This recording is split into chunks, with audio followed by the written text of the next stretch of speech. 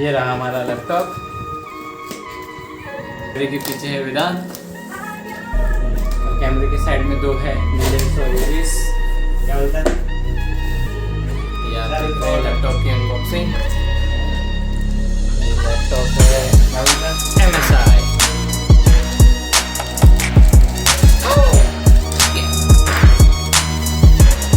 ये रहा laptop.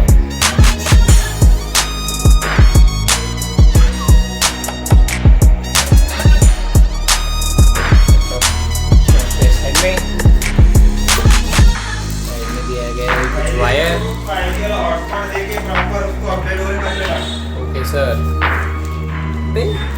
Charger ये क्या दिया है? ये काफी मस्त है।